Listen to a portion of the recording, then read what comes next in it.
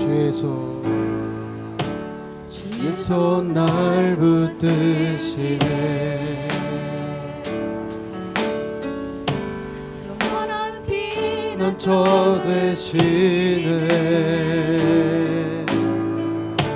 깊어진 한숨 속에도 변함없이 우리를 일으키. 우리 다시 한번 고백합시다. 주의 손 날 붙드시네.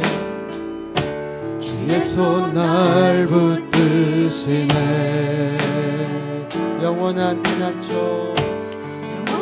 피난처 되시네. 깊어진 한숨 속에도 변함없이 우리를 일으키시네. 주내 아버지, 주내 아버지, 그 신발로 날 덮으시네. 주는 내 그 능력 변함없이 우리를 일으키. 우리 다시 한번 고백합시다. 주의 손 날 붙드시네. 주의 손 날 붙드시네. 영원한 피난처 되시네.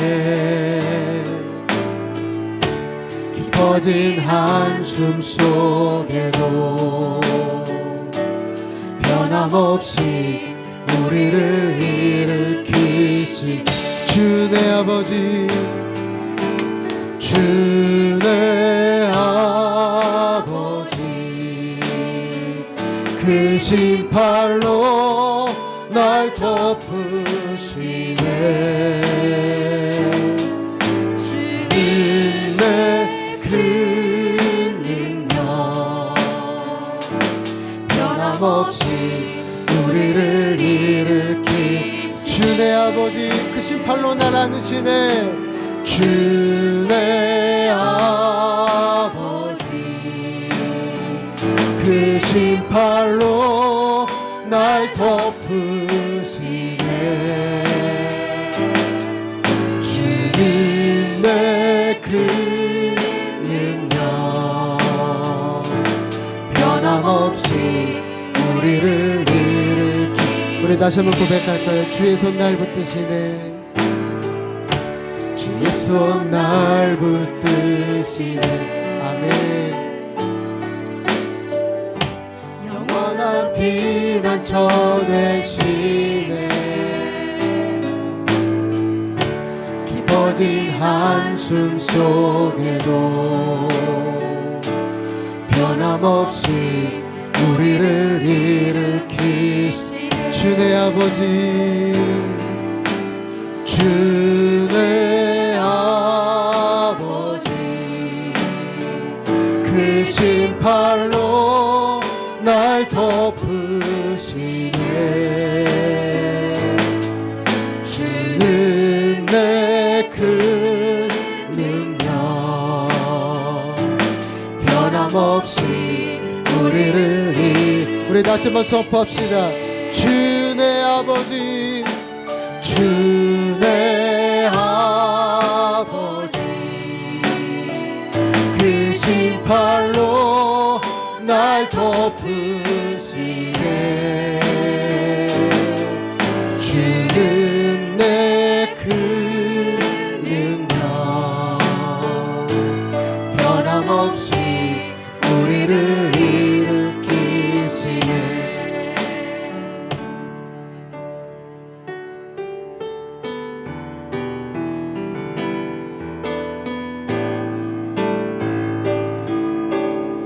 나의 사랑,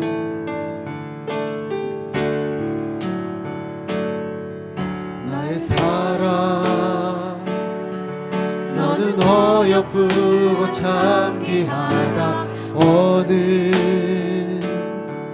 보석보다 귀하다. 내가 사랑스럽지 않을 때 너를 온전히 사랑하고 너와 함께하려 내가 왔노라. 나의 사랑 나의 사랑 이 사랑은 결코 변치 않아. 모든 계절 돌보시네. 푸른 마르고 꽃은 시드나 주의 말씀은 신실해. 실수가 없으시 주만 알아. 주님의 나라와 뜻이 나의 삶 속에 임하시며 주님 알기를 주만 보기를 소망해. 거룩히 살아갈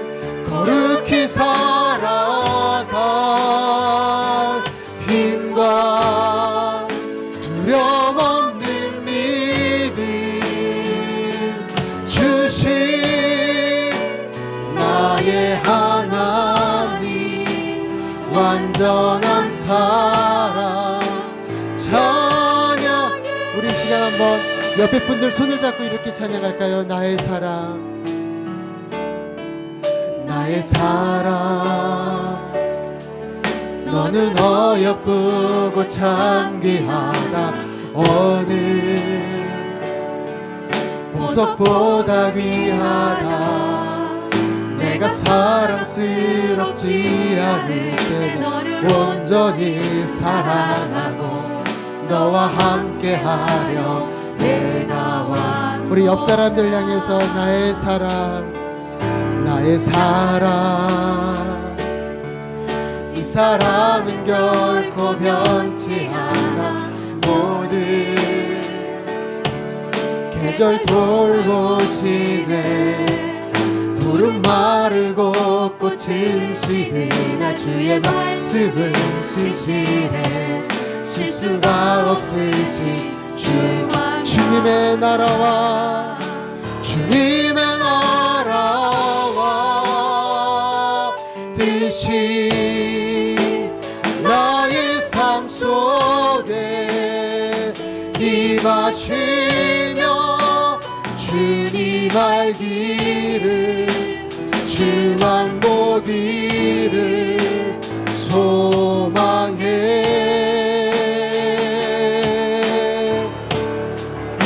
거룩히 살아갈 힘과 두려움 없는 믿음 주신 나의 하나님 완전한 사랑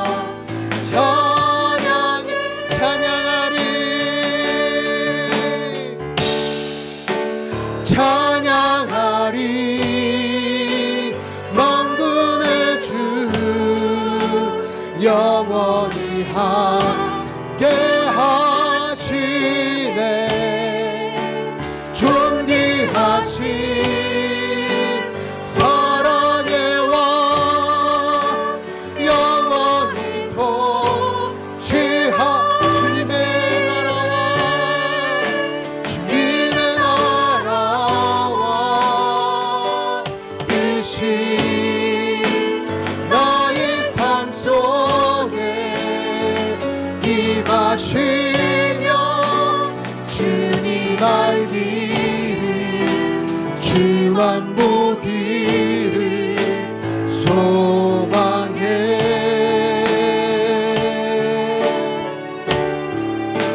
거룩히 살아갈 힘과 두려움 없는 믿음 주신 나의 하나님 완전한 사랑 찬양해. 할렐루야. 우리가 그 하나님을 다시 한번 높이고 또한 그 하나님의 은혜가 또 우리 가운데 다시금 충만하길 소망합니다.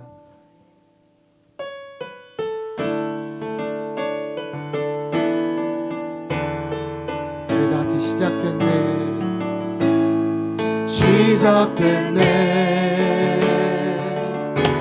우리 주님의 능력이 나의 삶을 다스리고 새롭게 하네 자유하네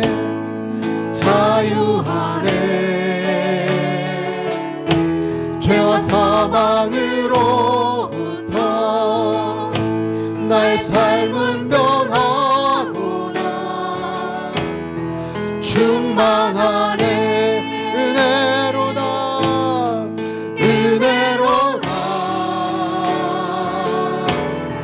주의 은혜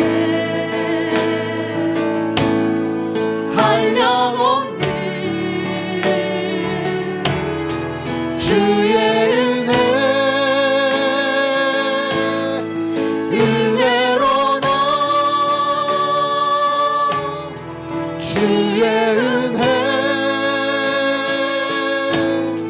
변함없는 신실하신 주의 시작됐네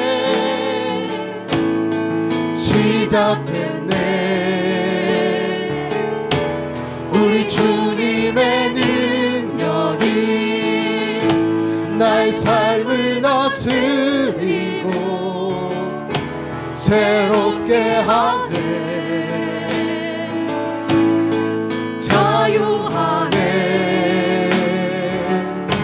죄와 사망으로부터 나의 삶은 변하구나 충만하네 아멘 은혜로다 주의 은혜 한량없는 주의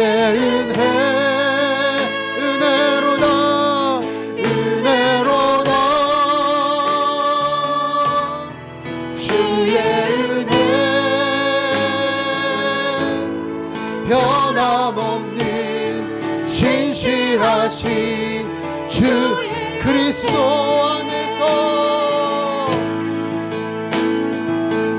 그리스도 안에서 은혜의 풍성하심을 따라 그분의 피로 죄사함 우리 다시 한번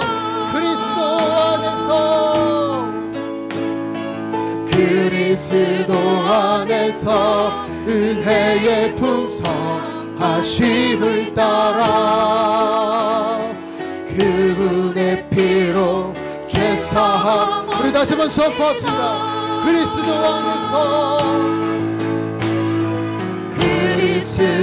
안에서 은혜의 풍성하심을 따라 그분의 피로 죄사함 우리 두 손 높이 들고 선포합시다. 은혜로다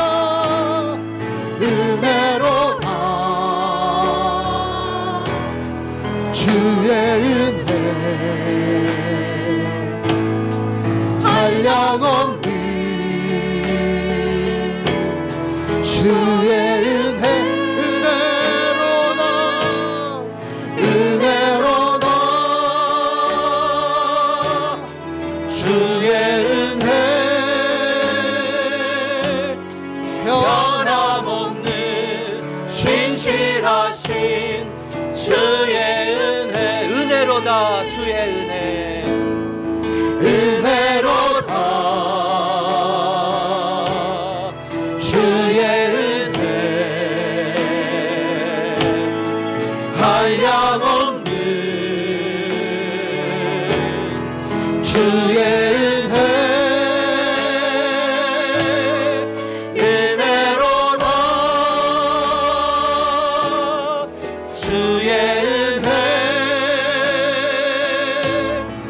변함없는 신실하신 주의 은혜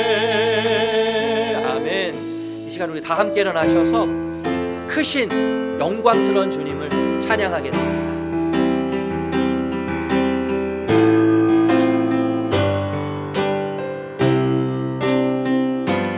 우리 주 하나님 큰 영광과 존귀를 받기에 합당하신 지금 여기 계신 하나님 온 천지 만물을 지으시고 다스리는 큰 권능과 능력으로 주의 말씀 이루시니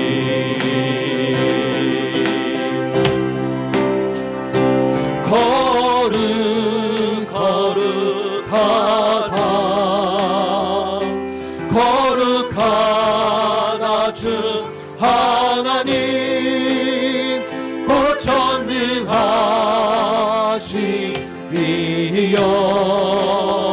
하나님 나라 임하네 어제도 계셨고 오늘도 계시며 이제 곧 오실 우리 왕 어제도 계셨고 오늘도 계시며 이제 곧 오실 우리 왕 어제도 계셨고 오늘도 계시며 이제 곧 오실 우리 왕 어제도 계셨고 오늘도 계시며 이제 곧 오실 우리 왕 거룩하다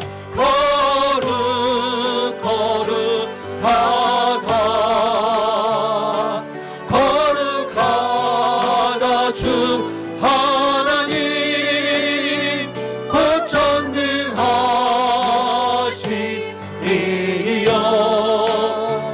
하나님 나라 임하네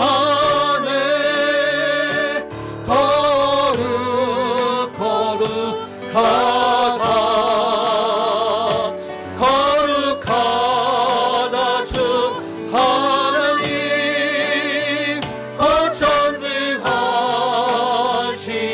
전능하시리여 하나님 나라 임하네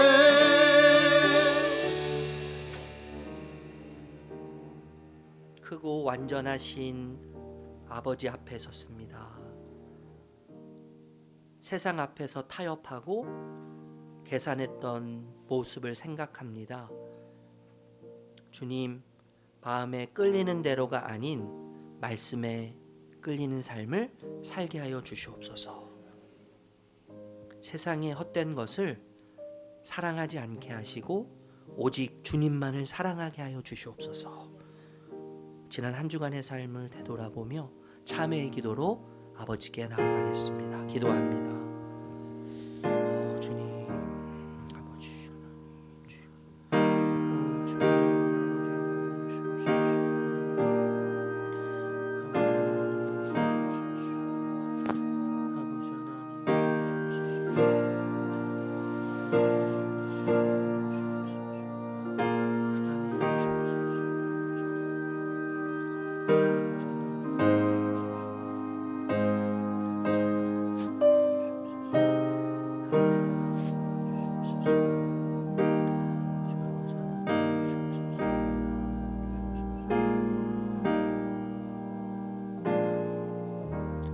내 모습 이대로 내 모습 이대로 수받아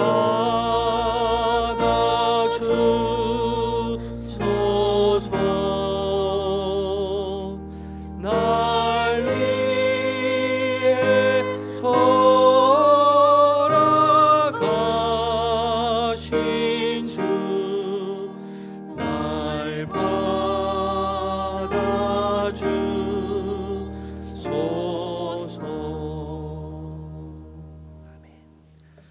시편 30편 7절에서 12절 말씀을 함께 고백하겠습니다.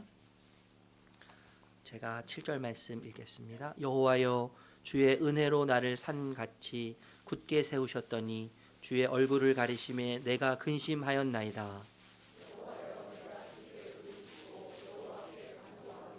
내가 무덤에 내려갈 때에 나의 피가 무슨 유익이 있으리요? 진토가 어떻게 주를 찬송하며 주의 진리를 선포하리이까?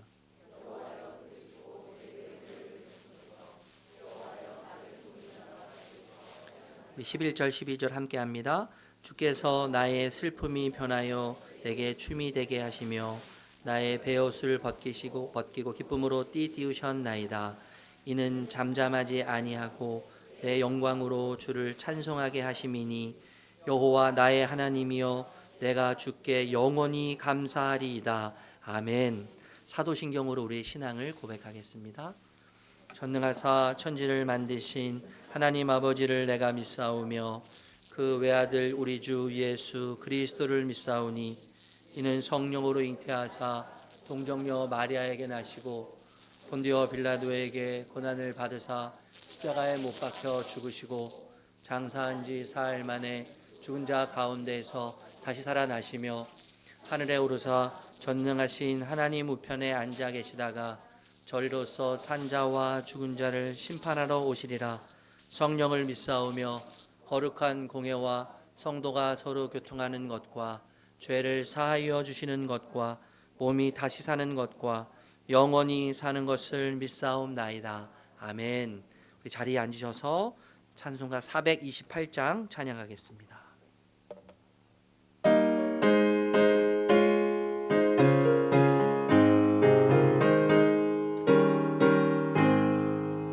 내 영혼의 햇빛 비치니 주 영광 찬란해. 이 세상 어떤 빛보다 이 빛 더 빛나네. 주의 영광 빛난 광채 내게 비춰 주시옵소서. 그 맑은 얼굴 배울 때 나의 영혼 기쁘다. 내 영혼에 노래 있으니 주 찬양합니다. 주 귀를 기울이시사 다 듣고 계시네. 주의 영광 빛난 광채 내게 비춰 주시옵소서. 그 맑은 얼굴 배울 때 나의 영혼 기쁘다. 내 영혼의 봄날 되어서 주 함께 하실 때 그 평화 내게 깃들고 주 은혜 꽃피네. 주의 영광 빛난 광채 내게 비춰 주시옵소서. 그 맑은 얼굴 배울 때 나의 영혼 기쁘다. 내 영혼에 희락이 있고 큰 소망 넘치네. 주 예수 복을 주시고 또 내려주시네. 주의 영광 빛난 광채 주시옵소서. 그 맑은 얼굴 배울 나의 영혼 기쁘다. 사랑의 하나님 감사합니다. 우리를 예수 봉담 교회로 인도하셔서 하나님께 예배 드릴 수 있음에 감사합니다. 먼저 이 시간 주님 앞에 나아가 우리의 연약함, 죄를 고백하기 원합니다. 하나님을 매일 기억하며 살아가야 하는데 일상 속에서 바쁘다는 핑계로 하나님을 잊고 살아갈 때가 참 많습니다. 하나님, 저희를 죄에서 구원해 주셨던 그 은혜를 기억하게 하여 주시옵소서. 그리고 성령님을 통해 우리의 성품을 변화시키며 새로운 내적 질서와 자비, 겸손, 담대함, 용기를 심어 주시옵소서. 거룩한 이날 목사님을 통하여 주시는 말씀을 겸손히 받게 하시고 하나님을 아는 지혜를 깨닫길 원합니다. 하나님께서 우리를 통해 이루실 놀라운 계획을 알기 원합니다. 각자가 일하는 일터, 섬기는 곳에서도 하나님의 자녀로 살아갈 수 있도록 도와주시옵소서. 우리를 통해 이루실 하나님의 계획을 기대하며 살아가기 원합니다. 하나님, 그리고 예수 봉담교회를 위해 섬기는 이들을 위해서 기도합니다. 먼저 담임 목사님이신 이상민 목사님이 목회를 하시는 동안 너무 힘들지 않게 하나님께서 도와주시옵시고 하나님의 말씀과 교회 공동체의 응원과 섬김을 통해서 위로받고 용기 내어 봉담교회를 잘 이끌어갈 수 있도록 도와주시옵소서. 그리고 각자의 부서에서 섬기는 이들을 위해서 위로하여 주시옵소서. 바쁜 일상 가운데서 공동체를 섬기는 것이 참 쉽지 않습니다. 지치고 힘듭니다. 섬기는 이들의 말 못할 고민과 어려움을 주님께서는 너무나 잘 아십니다. 하나님, 위로하여 주시옵소서. 영육 간의 강건함을 허락하여 주시옵소서. 하나님, 새로운 한 주 또한 하나님의 말씀과 지혜로 살아가게 도와주시옵소서. 또 죄에서 넘어지더라도 하나님의 말씀을 기억하며 다시 일어서게 이끌어 주시옵소서. 이 모든 말씀을 예수 그리스도의 이름으로 기도합니다. 아멘.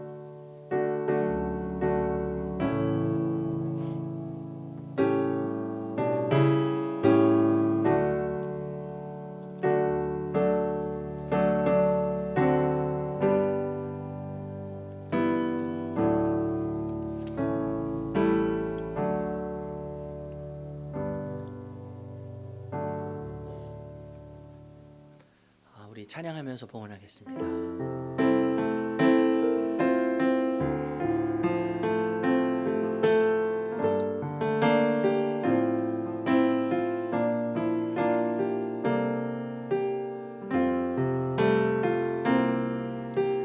나의 모습 나의 소유 주님 앞에 모두 드립니다. 모든 아픔 모든 기쁨 내 모든 눈물 받아주소서.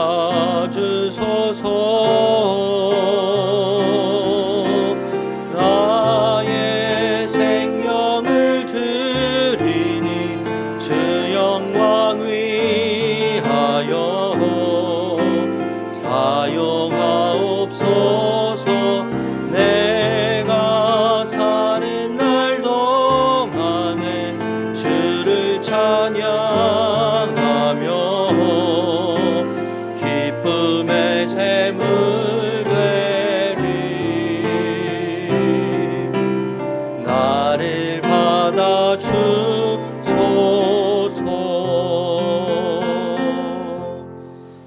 존귀하신 주님, 모든 것을 주신 주님을 기억합니다. 주님께서 주신 것을 세어보니 다 셀 수 없음에 감사드립니다. 그리고 그 주님의 섬김과 주심이 너무 깊고 오묘하기에 감격할 수밖에 없음을 고백합니다. 주님, 무언가 부족하다고 느껴서 더 달라고 부르짖음을 넘어서서 주님 한 분만으로 만족하고 주님 한 분을 소유함으로 모든 것을 소유하게 된 놀라운 진리를 기억하며 항상 감사할 수 있도록 인도하여 주시옵소서. 주님 부르셨기 때문에 의심치 않고 가라고 하신 길을 가고 싶습니다. 그러나 우리 마음속 깊은 곳에서 의심의 안개가 올라올 때가 있습니다. 주님이 함께 계시기 때문에 묵묵하게 바라보라고 하신 것을 바라보고 싶습니다. 그러나 우리 안에 불신의 구름이 올라올 때가 있습니다.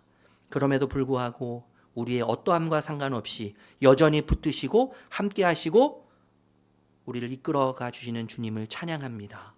그 주님으로 인해 우리의 삶이 늘 풍성함을 기억하며 안전하고 바른 길로 인도하실 주님을 전적으로 신뢰하고 온전히 신뢰하는 저희들이 되게 하여 주시옵소서. 그래서 우리의 연약함, 우리의 부족함, 모든 것을 뛰어넘어서 하나님의 하나님 되심이 아름답게 우리의 일상을 통해 드러나는 은혜로 충만케 하여 주시옵소서. 우리의 모든 것을 기뻐 받으시는 주님께 감사드리며 예수님의 이름으로 기도드립니다. 아멘. 샬롬.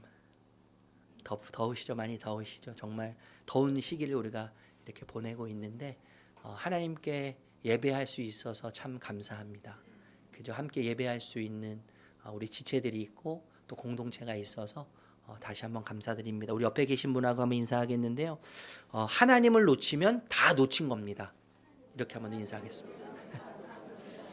네, 우리 건너편에 계신 분하고도 한번 인사할까요? 하나님을 놓치면 다 놓친 겁니다. 네, 감사합니다. 교회 소식 전해드리겠습니다. 여러분 주보를 참고해 주시고요. 처음 오신 분들 환영합니다. 또 교제 나누시기 원하시는 분은 예배 후에 저와 함께 교제 나누시는 시간을 갖도록 하겠습니다. 수요 담음 기도회 우리 휴가철을 맞이해서 이번 주까지 방학을 하게 되는데요. 프린트물이 로비에 있으니까요. 가져가셔서 함께 기도하시면 좋겠고요. 제가 좀 시작하면서 우리 교회가 이제 벌써 다음 달이면 1주년이 됩니다. 1주년 되는데 시간 참 빨라요. 그죠?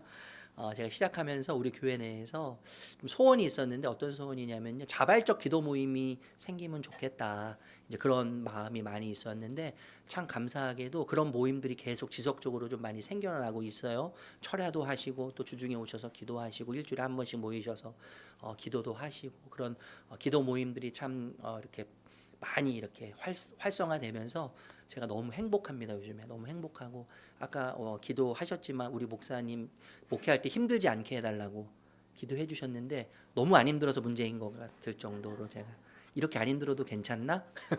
이런 생각이 들 정도로 기도의 힘을 정말 많이 느끼고 있습니다. 꼭 수요 일이 아니더라도 우리 성도님들 교회는 항상 오픈되어 있으니까요. 오셔서 기도의 자리, 나의 기도의 자리가 반드시 있는 그러한 은혜의 자리를 누리셨으면 좋겠습니다. 교육팀 교사 모집 여러분 계속하고 있습니다. 많은 분들이 또 함께 해주시고 또 섬겨주시고 그러는데 마음을 모아주셔서 너무 감사드려요. 아름다운 모습이 너무나 기쁘고 다시 한번 감사드립니다. 여름 사역 여러분 보시면요. 8월 20일부터 8월 27일까지 단기 선교 여행 저희가 가게 됩니다. 태국, 방콕하고 치앙마이 가게 되는데 저도 함께 이번에 참석합니다. 그래서 요 기간에 여름 하프타임 말씀 파티가 진행되는데요. 지난주에 광고 드렸지만 3주 동안 진행되는데 제가 중간에 이제 제가 좀 없게 되는데 여러분 함께 좀 많이 기도해 주시고 특별히 우리 강사 목사님들 위해서 우리에게 필요한 말씀, 내가 듣고 싶은 말씀이 아니라 그렇더라고요, 여러분. 내가 듣고 싶은 말씀은 항상 한정되어 있어요. 뻔해요. 근데 하나님의 우리에게 하신 말씀을 들어야 합니다. 그래야지 우리가 살아요. 우리가 살 수 있는 유일한 방법은 하나님이 우리에게 하시고자 하는 말씀을 들어야 하는데 그 말씀이 선포되어지면서 왜 운동하면 하프타임 있지 않습니까? 쉼과 또 후반전에 그 작전을 짜는 시간인데 우리가 후반기에 다시 한번 힘차게 출발할 수 있고 말씀 안에서 안식과 쉼을 누릴 수 있는 그런 시간이 될 수 있도록 우리 성도님께서 함께 기도해 주시기를 부탁드립니다. 다른 내용은 여러분 주보를 참고해 주시기 바랍니다. 함께 나눌 말씀은 마태복음 10장 16절 말씀입니다. 한 구절 말씀이에요.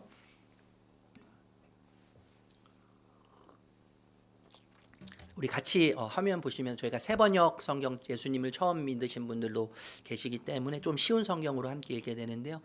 새번역으로 저희는 읽습니다. 마태복음 10장 16절 말씀 같이 읽겠습니다. 시작. 보아라, 내가 너희를 내보는 것이 마치 양을 이리떼 가운데로 보내는 것과 같다. 그러므로 너희는 뱀과 같이 슬기롭고 비둘기와 같이 순진해져라. 아멘. 여러분 기독교 신앙의 매력을 무엇이라고 말씀하고 싶으십니까?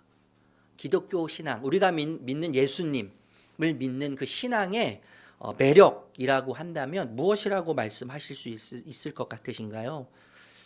소원성취 좋죠? 생각만 해도 소원성취, 만사형통, 평탄대로.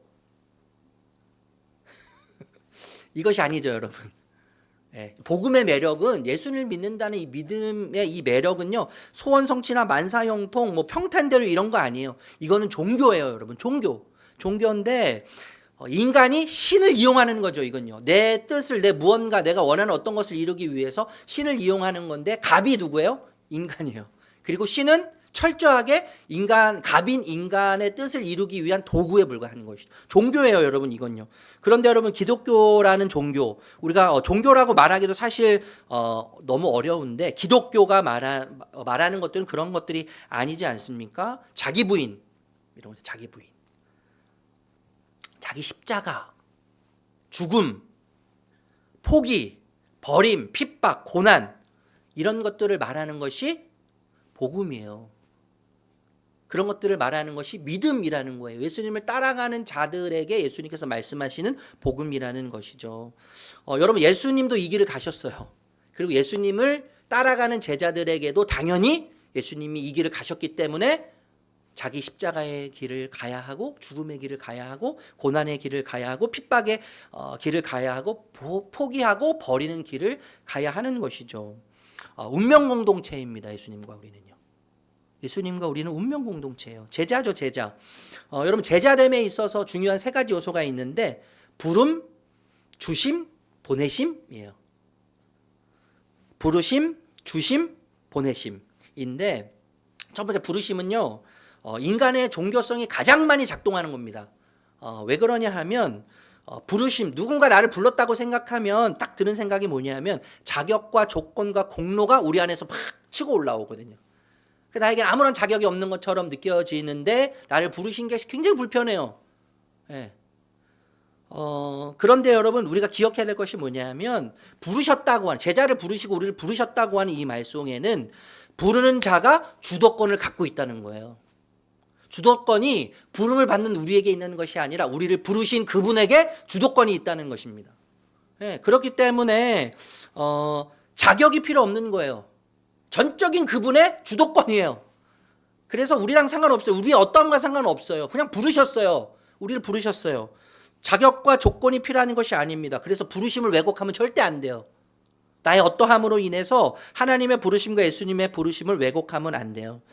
부르는 자가 주도권으로 불렀다는 것 자체,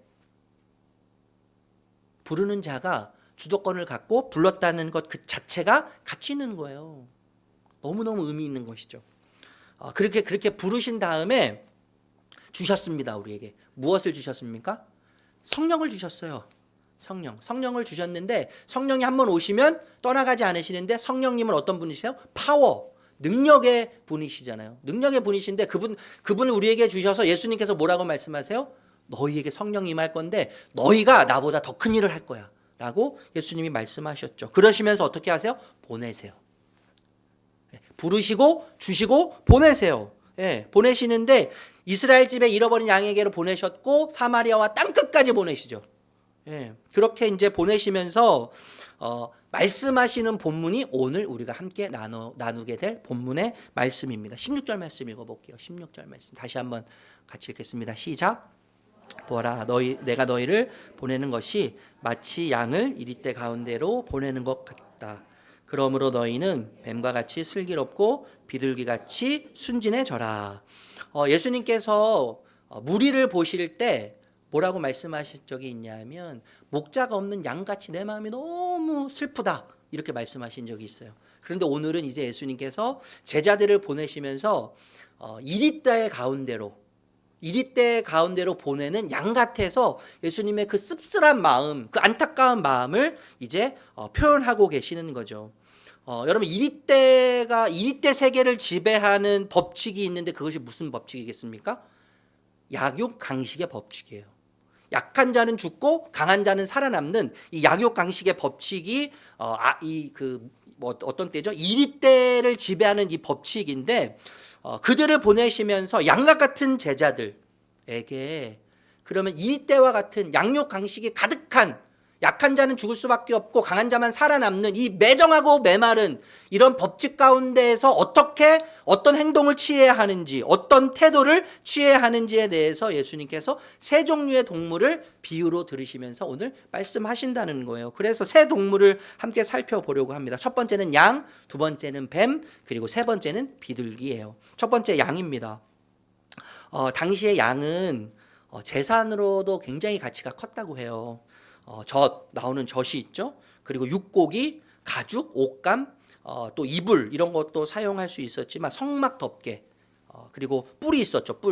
뿔도 사용하고 제사의 제물로 양을 사용할 수 있지 않았겠습니까? 그 여러 가지 가치가 있었던 동물이라고 할 수 있죠. 그런데 상대적으로요, 양은 단점이 굉장히 많은 동물이에요. 지난번에 우리가 목자와 양의 관계에 대해서 한번 나눈 적이 있는데 양은 여러분 방향 감각이 없지 않습니까? 방향 감각이 없어요. 그래서 제 집을 찾지 못해요. 어디가 동서남북 어디로 가야 할지 잘 분간을 못해요. 낭떠러지가 있는데도 낭떠러지인지 모르고 그 길을 가서 떨어져 죽는 것이 양이에요. 뿐만 아니라 여러분 쉽게 더러움을 탄다고 해요. 쉽게 더러움을 타요. 털이 많고 그리고 떼양볕에서 항상 돌아다니기 때문에 똥과 오줌 싸고 오물을 싸면 어떻게 되겠어요? 온몸이 많이 이 오물이 묻게 되겠죠. 그래서 매일 씻겨야 된다는 것이죠. 넘어지면 혼자 못 일어납니다. 털이 많아서 못 일어나. 훈련도 되어 있지 않아요. 저처럼 좀 비슷한 성향이 이기적이고 굉장히 제멋대로라고 해요. 조금만 마음에 들지 않으면 막 들이받는 거죠. 들이받고 성질을 부린다는 것입니다. 또 이 시력이 근시라는 거예요. 근시여서 시력이 나쁜데 앞을 잘 보지 못해요. 앞에 양이 있는지 늑대가 있는지 이르가 있는지 좀 전에도 말씀드렸지만 이게 독초인지 아니면 낭떠러지인지 구분을 잘 못한다는 것이죠. 그래서 한마디로 요약하면 양은 방어력이 제로라고 이야기할 수 있는 거죠. 방어력이 제로인 동물이 바로 양이에요. 자기를 보호할 수 있는 자구책이 전혀 없어요. 연약한 동물이죠. 대부분 동물은 여러분 방어력을 가지고 있지 않습니까? 소는 뿔이 있잖아요. 뿔로 들이받죠. 말은 어때요? 뒷발질하죠. 뒷발질해서 자신을 보호해요. 또 어떤 동물들은 이빨이나 발톱을 사용해서 자신을 보호합니다. 토끼는 귀가 굉장히 발달했다 그래요. 귀가 발달해서 멀리서 나는 소리를 금방 쉽게 들을 수 있다는 거죠. 그래서 멀리서 어떤 소리가 들리면 자신을 보호하기 위해서 빨리 도망간다는 것이죠. 여러분 하찮은 벌레들을 한번 생각해 보십시오. 벌레들도요 보호색을 띄어요. 보호색을 띄어서 자기 자신을 보호해요. 네. 자기 몸을 숨기죠. 그런데 양은 어떻습니까? 완전히 무방비 상태. 완전히 무방비 상태로 자기 자신 하나 가눌 수 없고 보호할 수 없는 동물이 양이에요. 참 연약하죠. 허술해요. 변변찮아요. 이런 단점들을 이렇게 생각할 때 양의 모습은 딱 누구예요? 우리죠, 우리. 네, 저와 여러분이 딱 우리예요, 우리인데 여러분 우리는 어떻습니까? 세상의 영향을 받고 세속에 쉽게 오염되지 않아요? 막 우리가 예배드리고 나서 막 축도하고 교회 마치고 문 열고 딱 나가면 언제 우리가 은혜를 발휘하는 듯이 어때요? 쉽게 오염돼요. 쉽게 오염되는 모습이 우리 모습이에요. 세상의 영향을 쉽게 받지 않습니까? 방향을 잃은 채 어디로 가는지 모르면서 헤매이고 있어요. 또 언제 어떻게 될지 모르는 미래의 불확실성. 핍박, 고난, 아픔, 질병, 노후 그 밖에 여러 난제들에 대한 두려움이 항상 우리 가운데 있지 않습니까, 여러분? 우리 주변에서 항상 우리를 호시탐탐 노리고 있지 않습니까? 뿐만 아니라 여러분 우리 영적 시력이 너무 약해서 우리의 영적인 시력이 너무 약해서 눈앞에 보이는 세상만 보여요. 눈앞에 보이는 세상만 보이고 눈앞에 보이는 저 세상 너머에 있는 하나님 나라를 보지 못해요. 제가 얼마 전에 막 지방을 가기 위해서 막 고속도로에서 차를 막 달리고 있는데 여러분 제 성격이 너무 급한 거 여러분 아시잖아요. 열심히 막 과속을 하면서 막 신나게 콧노래를 부르면서 달리고 있는데 앞에 차 한 대가 딱 있는 겁니다. 차가 한 대 있는데 너무 속도를 안 내는 거예요. 120, 130 앞에 차가 없는데도 차 속도를 안 내고 80, 90으로 계속 달리는 거예요. 제가 너무 성격이 급하니까 어떻게 했겠어요, 여러분? 막 빵빵거리면서 좀 비키라고 막 그러는데 안 비키는 거예요. 그래서 제가 막 가다가 차선을 싹 바꿨습니다. 바꾸니까요 보이는 것이 있어요. 뭐냐면 그 차 앞에 조그만 차가 천천히 가고 있는 거예요. 저는 이 차 때문에 이 차가 늦게 가는 줄 알았는데 그게 아닌 거예요. 이 차 앞에 조그만한 차가 있어서 못 간 거예요. 근데 그 차 뒤에서는 절대 안 보였죠. 옆에 서니까 보이기 시작하는 거예요. 여러분 우리가 그런 시력을 가지고 있어요. 우리의 시력의 한계가 여기에 있지 않겠습니까? 하나님 나라가 분명히 있음에도 불구하고 지금 내 눈앞에 보이는 어쩌면 내 눈앞에서도 볼 수 없는 보이지 않는 그 현실 때문에 하나님 나라를 못 보는 거예요. 하나님의 일하심을 못 보는 것이죠. 그러니까 여러분 이런 인간의 모습은요 양과 너무 비슷한 거예요. 딱 우리예요, 딱 우리. 여러분 제자들을 향해 이리대 가운데로 보내시는 예수님은 지금 양과 같다고 말씀하십니다. 무엇을 의미하는 거예요? 무엇을 해도 승산이 없다라고 말씀하시는 거죠. 너가 무엇을 해도 승산이 없어. 너희가 무엇을 해도 이길 가능성은 하나도 없어. 이런 말씀을 하고 계시는 거예요. 그러면 여러분 이런 반문을 할 수 있지 않겠습니까? 그런데 왜 양같이 연약한 나약한 제자들을 우리를 왜 이리대 가운데로 보내십니까? 약한 자는 죽을 수밖에 없는 결코 살아남을 수 없는 양육강식의 법칙이 다스리는 그 세상 가운데 왜 양 같은 제자들을 보내십니까? 무엇 때문에 보내시는 겁니까? 왜 보내십니까? 이리 가운데 라고 하는 반문이 생길 수 있다고 생각해요. 그런데 여러분 중요한 게 뭐냐 하면 오늘 말씀이 강조하는 거예요. 오늘 말씀이 무엇을 강조하냐 하면 양같이 연약하고 변변치 않은 제자들에게 초점이 맞춰져 있는 것이 아니라 양 같은 제자들이지만 그 양 같은 제자들을 이 가운데로 누가 보내는가? 주체를 강조하고 있는 거예요. 주체. 주어가 누구냐 이거예요. 주어가 누구냐? 주체가 누구냐? 너희는 비록 아무것도 아니지만 연약한 존재지만 변변치 않지만 그러나 너희를 보내는 건 나다. 이것을 예수님이 말씀하신다는 거예요. 16절 다시 한번 읽어볼게요. 16절 시작.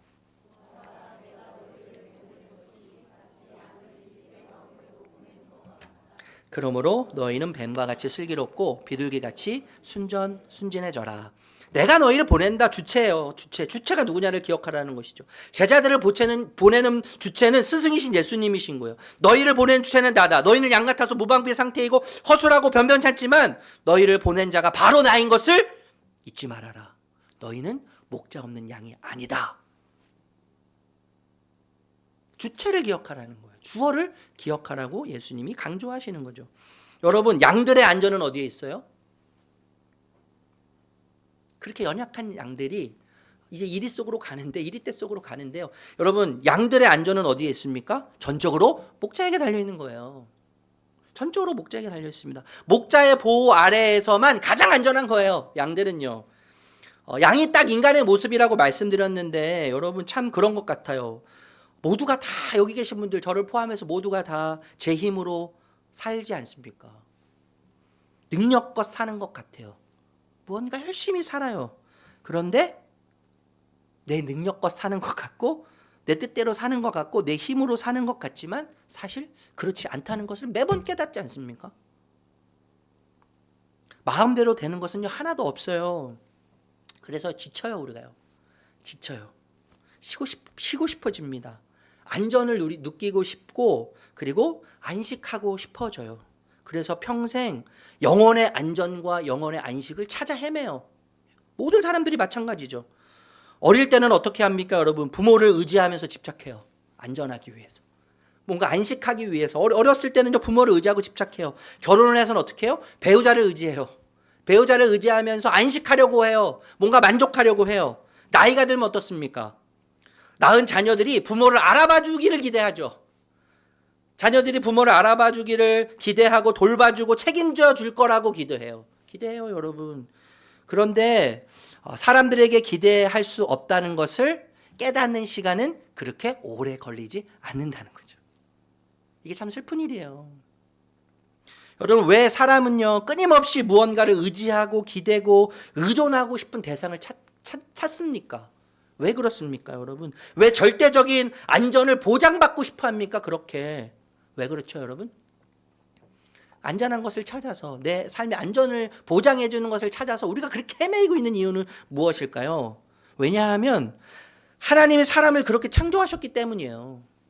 하나님이 사람을 그렇게 창조하셨어요. 하나님이 하나님의 형상으로 사람을 창조하셨는데 하나님의 형상이라고 하는 이 단어가 첼렘이에요. 첼렘 히브리어로 첼렘이라고 하는 단어 속에는요 그림자라고 하는 뜻이죠. 그림자. 그러니까 하나님의 형상으로 우리를 창조하셨는데 우리는 하나님의 그림자인 거죠. 여러분 그림자가 만족하려면 어떻게 됩니까? 실체를 만나야 되는 거예요. 그림자가 만족하려면 실체를 만나야만 만족할 수 있어요. 실체이신 하나님을 발견하기 전까지는 결코 안전을 누리지 못합니다. 예.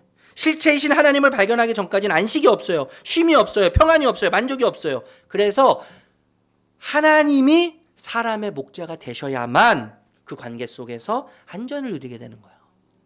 안전을 누리게 되고 안식을 누리게 되고 쉼을 누리게 되는 거예요. 그래서 예수님이 절대적으로 필요한 것이죠. 두 번째는 뱀입니다. 뱀. 뱀같이 슬기로워라 이렇게 말씀했는데 다시 한번 16절 말씀 읽어보도록 하겠습니다. 16절 시작.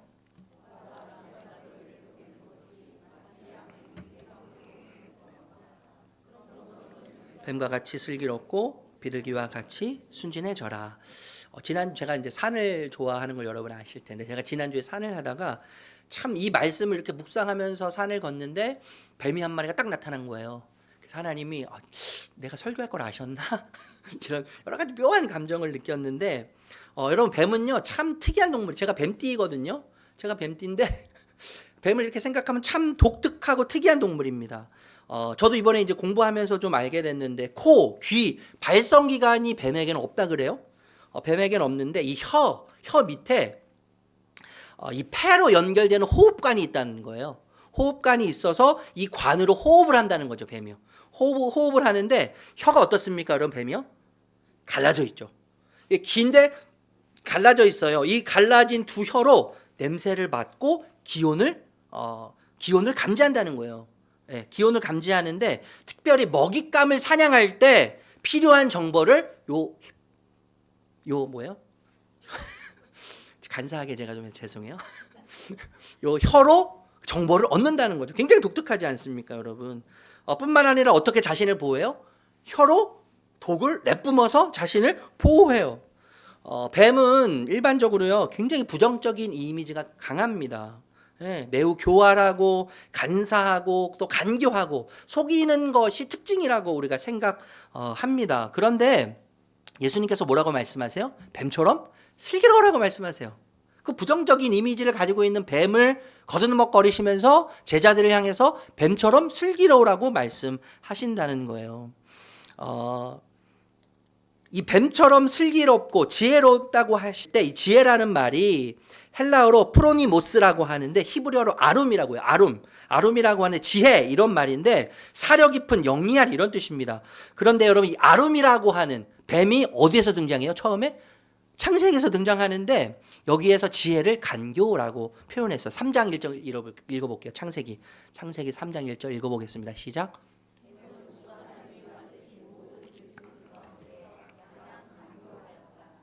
뱀이 여자에게 물었다. 하나님이 정말로 너희에게 동산 안에 있는 모든 나무의 열매를 먹지 말라고 말씀하셨느냐. 아룸이라고 하는 지혜라고 하는 단어를 간교라고 번역했단 말이에요.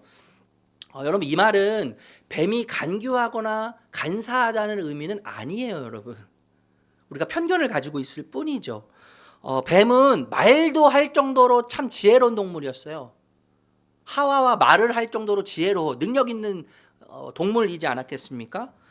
그리고 또 어땠습니까? 여러분 자신의 생각을 이야기할 정도로 비록 거짓이지만 자신의 생각을 논리적으로 하와에게 이야기할 정도로 굉장히 지혜로운 동물이었어요. 논쟁할 수도 있는 지혜로운 동물이었단 말이에요. 그런데 그 지혜를 어디에 사용해요? 하나님을 대적하고 하나님을 반대하는 일에 사용한다는 거예요. 그것이 뭐예요, 여러분? 바로 간교가 된 거예요. 지혜가 간교가 된 거예요. 그러니까 지혜가 자기 중심성에 반응하면 뭐가 되는 거예요? 간교가 되는 거예요. 지혜가 하나님이 주신 지혜. 성경에서는 끊임없이 지혜를 이야기하는데 자문에서 지혜를 얘기하는데 그 지혜는 누구십니까? 예수님이세요. 예수님이신데 그 지혜를 자기 중심성에 반응하면 그 지혜는 지혜가 하나님의 지혜가 아니라 간교가 된다는 것이죠. 여러분 그리스 로마 신화 중에 그 사이렌이라고 하는 요정이 있습니다. 여러분 들어보셔서 아실 분도 계실 텐데 바다의 요정이에요. 바다의 요정인데 이 사이렌이라고 하는 이 요정의 몸이 독수리예요. 독수리 몸이에요. 독수리 몸인데 얼굴은 아주 예쁩니다. 그리고 목소리가 너무 좋아서 노래를 너무 잘해요. 근데 이 여인이 어떻게 여신이 어떻게 남을 수 있었냐 하면 사람들 잡아먹는데 바다에서 이렇게 항해하는 배가 있으면 싹 가가지고 꼬십니다. 어떻게 꼬시냐면 내가 노래를 불러서 당신의 영혼에 지혜가 충만하도록 하겠습니다. 라고 꼬셔요. 그 당시에 모든 사람들이 지혜에 관심이 있었어요. 지혜를 다 충만하게 갖고 싶었는데 이 여신의 이야기를 듣고 그 노래를 듣기 시작해요. 그 노래가 너무 아름답고 너무나 귀했기 때문에 그 노래를 들으면서 어떻게 됐을까요? 사람들이 영혼이 나가기 시작했다는 거죠. 영혼이 나가기 시작하면서 이 배를 제대로 조종하지 못하고 돌에 부딪히고 이러면서 난파가 되기 시작하는 거예요. 그러면서 사람들이 물에 빠져 죽죠. 선원들이. 이 사이네라고 하는 여신은 어떻게 살았냐면 그 물에 빠져서 죽는 사람들을 먹고 살았다는 거죠. 그래서 여러분 지금 사이렌이 어떤 의미가 있습니까? 경고라는 뜻이지 않습니까? 위험, 경고. 저는 이 이야기가 인간의 자기중심성에서 비롯되는 자기중심성에서 반응하는 지혜의 위험성을 이야기한다고 생각해요. 그런데 여러분 고대 근동지방, 중동지방이라고 생각하시면 돼요. 중동지방? 중동지방에서는 뱀이 긍정적인 의미로 사용되어졌다는 거예요. 이집트 사람들은 뱀을 지혜로운 동물로 여겼는데 여러분 바로의 그 머리를 장식할 때 그 장식품 중에 하나가 뭐예요? 뱀이에요. 뱀. 예. 그리고 뱀이 허물을 벗기 때문에 허물을 벗는 동물이기 때문에 그 허물을 벗는 것을 보면서 영원히 산다라고 생각했다는 것이죠. 신적인 존재로 여겼다는 거예요. 좀 전에도 그리스 신화 이야기했지만 헤르메스 여러분 아십니까? 헤르메스 제우스의 아들이죠. 전령사인데 이 전령사가 지팡이를 가지고 있어요. 이 지팡이에 두 마리의 뱀이 이렇게 꼬여 있어요. 그러니까 지혜로운 동물로 뱀을 생각했다는 거예요. 그런데 여러분 중요한 건 이겁니다. 지혜롭고 영특한 이 뱀이 잘하는 게 있어요. 정말 잘하는 게 있어요. 주특기죠, 주특기. 전문 영역인데 그것이 뭐냐면요. 가만히 있는 거예요. 가만히 있는 거예요. 가만히 기다리고 있는 것이죠. 이것을 잘한다는 거예요. 어떨 때 근데 뱀이 이렇게 기다리면서 가만히 있냐면 잘 때 그렇대요. 첫 번째 잘 때. 잘 때 그렇고 두 번째 또 언제 그러냐면 동태를 파악할 때는 거예요. 적 같은 존재가 앞에 딱 놓여 있으면 다가오면 그 동태를 파악하기 위해서 적을 파악하기 위해서 가만히 아무것도 하지 않고 있으면서 지금 동태를 파악한다는 거예요. 그래서 여러분 신학자들이 뭐라고 이야기하냐면 이 모습 가만히 동태를 살피고 기다리는 이 모습을 보면서 뱀은 하나님 앞에 납작 엎드려 그분의 뜻을 잠잠히 기다리는 것을 상징한다고 그렇게 이야기했습니다. 그러니까 여러분 하나님의 지혜로 하나님을 거스르며 자기를 위하여 자기 중심성에 반응하지 말고 하나님 앞에 바짝 엎드리라는 거예요. 그분의 뜻을 엎드려서 잠잠히 기다리는 일에 지혜를 구하라는 것이죠. 지혜를 구하라는 거예요. 하나님 뜻에 나를 조정해서 맞추고 그리고 하나님과 일치를 이루는 일에 지혜를 사용하라는 거예요. 제자들을 향해 말씀하시는 이것이 무엇입니까? 뱀처럼 지혜롭고 슬기로운 자세라고 말씀할 수 있는 것이죠. 세 번째 비둘기, 마지막 비둘기인데 비둘기와 같이 순전해라 이렇게 말씀하셨어요. 제사를 드릴 때 제물을 드리는 새 중에 유일한 새가 비둘기입니다. 비둘기인데 여러분 가난한 자들을 위해서 비둘기로 제사를 드릴 수 있도록 하나님께서 배려하신 거죠. 그런데 성경에 보면 성령의 임재를 비둘기로 상징해요. 성령의 임재. 예수님께서 세례를 받으실 때 공생애를 시작하시기 전에 요단강에서 세례를 받으시지 않습니까? 세례를 받으실 때 뭐가 임해요? 비둘기와 같은 성령이 임하죠. 비둘기와 같은 비둘기 형체로 성령이 임하셨는데 그 임하심으로 예수 그리스도께서 아들됨을 선포하는 거예요. 아들됨을 선포하고 하늘의 신비를 나르는 전령의 이미지로 지금 비둘기로 예수님께서 세례를 받으실 때 메신저로서 임한다는 것이죠. 여러분뿐만 아니라 비둘기 하면 어떤 게 생각나세요? 노아가 생각나지 않으세요? 노아. 이제 물이 다 마를 때쯤에 노아가 먼저 뭘 보내요? 물이 말랐는지를 확인하기 위해서 까마귀를 보내요. 까마귀를 보내고 까마귀가 돌아오지 않자 어떻게 해요? 비둘기를 보내죠. 비둘기를 보내서 비둘기가 한참 있다 다시 돌아오는데 새 잎사귀를 물고 돌아옵니다. 그런데 여러분 이 비둘기의 독특성이 있는데 뭐냐 하면 암수 모두에게 젖이 있다는 거예요. 암수 모두에게 젖이 있다는 거예요. 굉장히 독특하죠. 표류의 젖과는 좀 약간 다르긴 하지만 암수 남자 여자 구분 없이 비둘기 모두에게 다 젖이 있다는 거예요. 보통 여러분 이 새들은 어떻게 모이를 줍니까? 벌레를 잡아서 잘게 쫄 이렇게 뭐죠? 자르죠. 잘게 잘라서 새끼에게 주는데 이 비둘기는 그렇지 않다는 거예요. 모유로. 자기 모유 부유라고 해야 되나요? 준다는 거죠. 굉장히 독특하죠. 뿐만 아니라 여러분 새끼를 양육할 때요, 엄마 아빠 암수가 공동으로 양육하는 공동 육아를 한다는 거. 공동 육아요. 요즘에 우리 시대와 비슷하다고 할 수 있지 않겠습니까? 그리고 배우자를 결코 바꾸지 않는다는 거죠. 그런데 더 특이한 게 뭐냐면 이겁니다. 포인트가 이거예요. 더 특이한 게 뭐냐면 양안시라는 거예요. 양안시의 눈을 가지고 있다는 거죠. 그러니까 두 쪽 눈으로 다 보는데, 우리도 다 같이 보는데, 양안시라는 게 뭐냐면요, 두 개의 눈으로 입체적으로 볼 수 있다는 것인데, 이 볼 수 있는 각도가 18도예요. 18도. 우리 인간이 124도입니다. 124도인데 근데 비둘기는 18도라는 거죠. 18도. 18도. 굉장히 그 폭이 좁지만, 그렇지만 인간보다 더 어때요? 한 곳을 주목해서 볼 때 깊이 있고 자세하게 볼 수 있는 능력을 가지고 있다는 거예요. 누가요? 비둘기가요. 비둘기가요. 다각도로 다체적으로 볼 수 있다는 것이죠. 그래서 여러분 이것을 어떻게 해석하냐면, 비둘기는 하나님만을 바라보는 눈을 가졌다는 상징으로 해석한다는 거예요. 세상에 볼 것들이 많이 있지만, 내 시선을 빼앗길 만한 것들이 무궁무진하게 세상 가운데 놓여 있지만, 하나님만을 바라보는 눈, 하나님만을 바라보는 시선의 의미로 예수님께서 비둘기를 말씀하셨다고 이야기합니다. 그런데 여러분, 비둘기처럼 순결하라고 하시지 않습니까? 이 순지는 뭐예요? 여러분, 섞이지 않는 거죠. 우리가 이해하는 것처럼 섞이지 않은 거예요.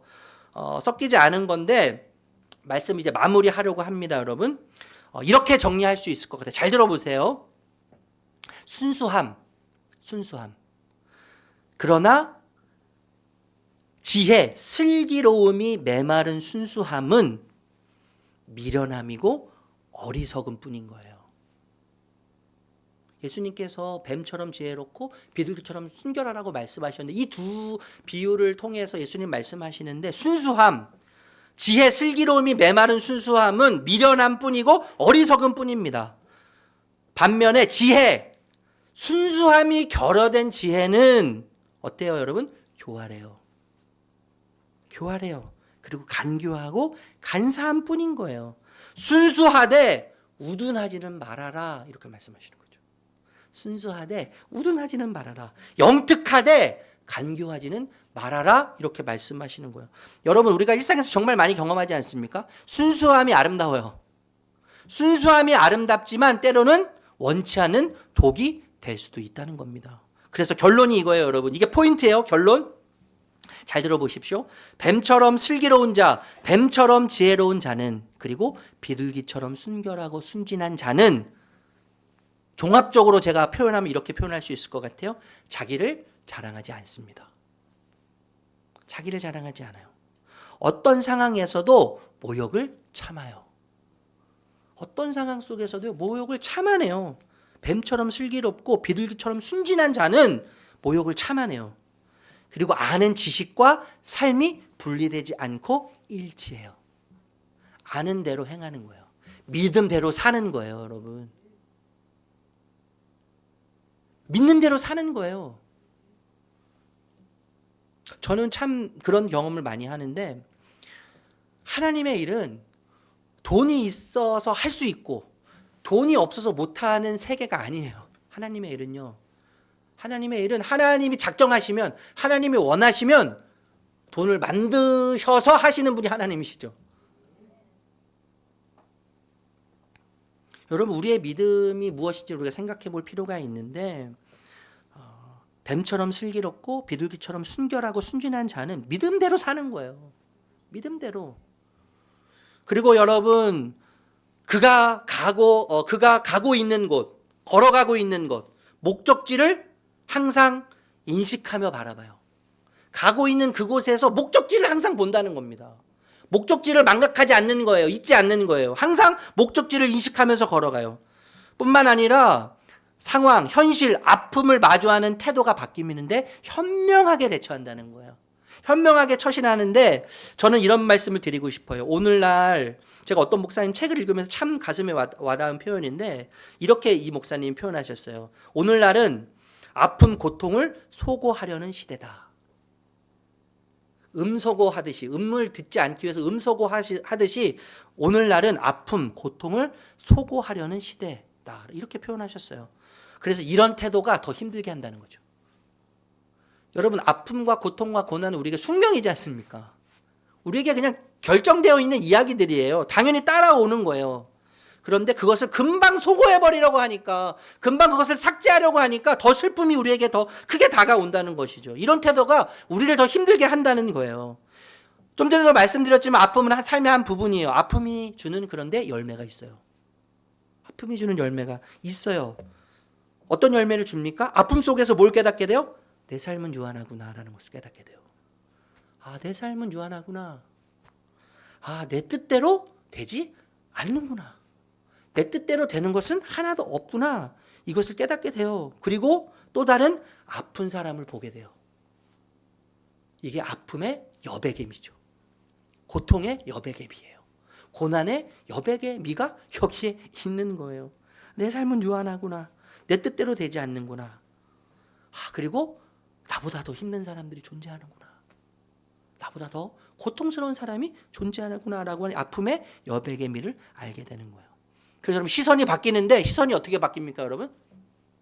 모든 것을 볼 때 지금까지는요, 현실을 통해서 하나님을 봤어요. 현실을 해석해서 하나님을 이해했어요.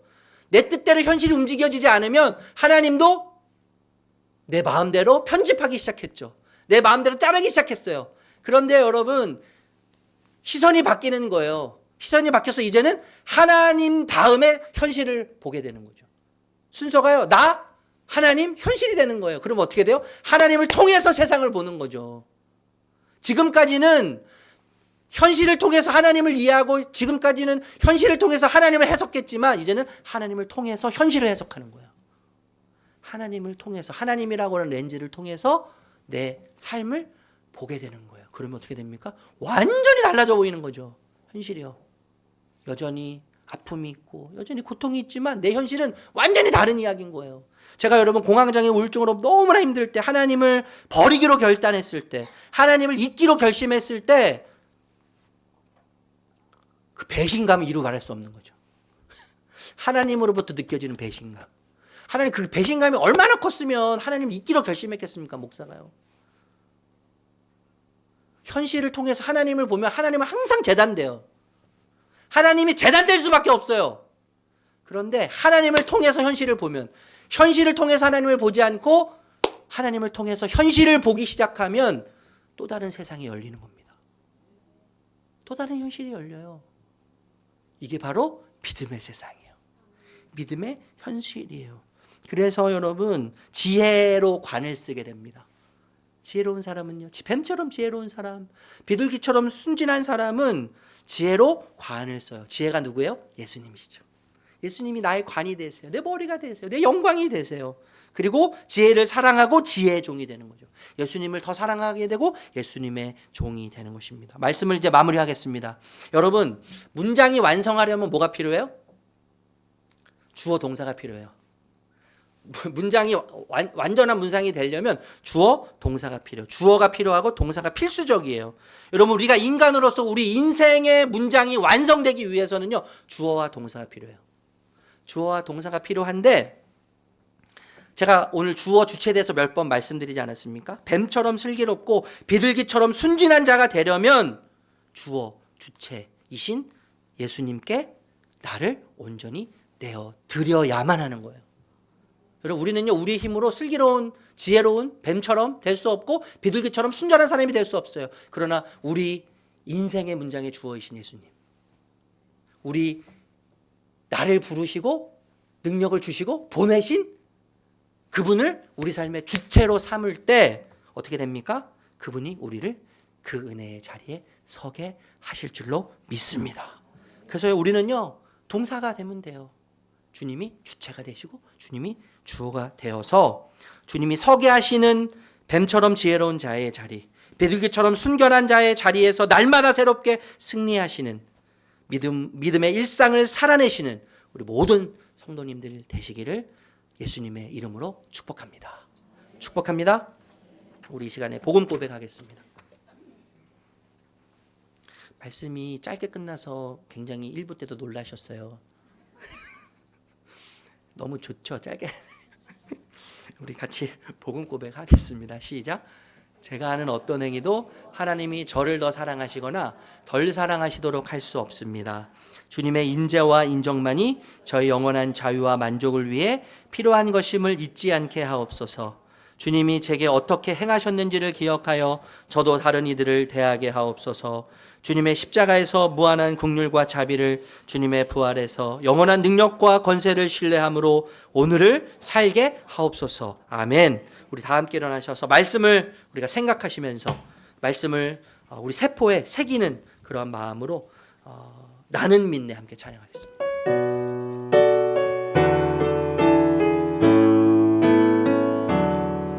내게 허락하신 시련을 통해 나의 믿음 더욱 강하게 자라나고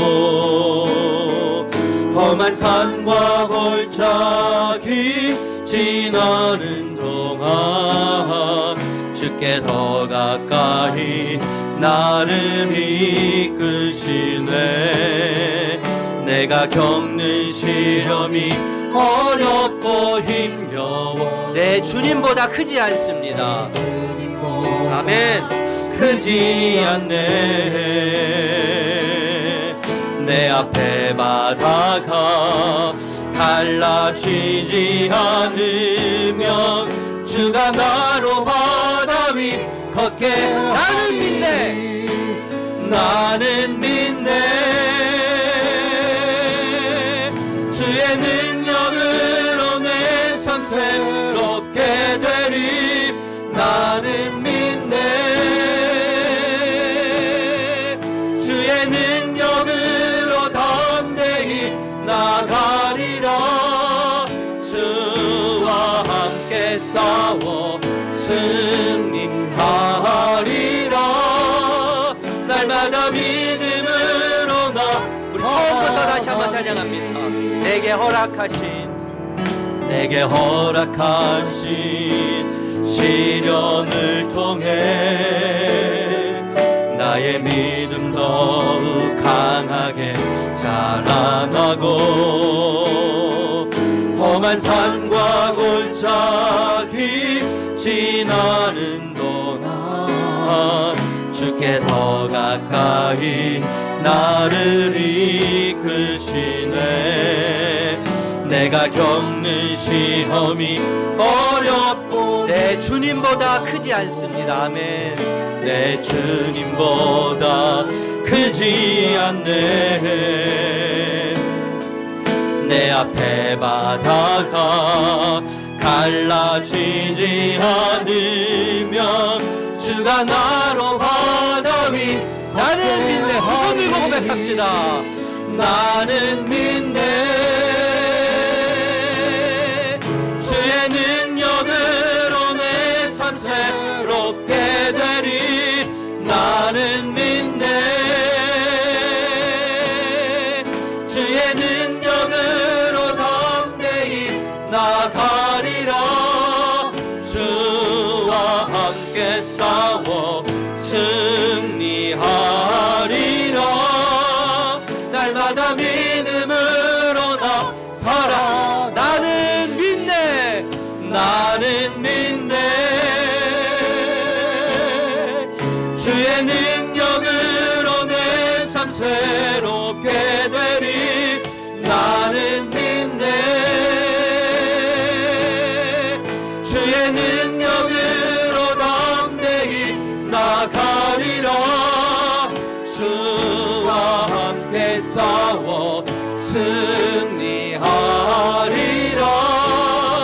날마다 믿음으로 나 살아가리. 날마다 믿음으로 날마다 믿음으로 나 살아가리.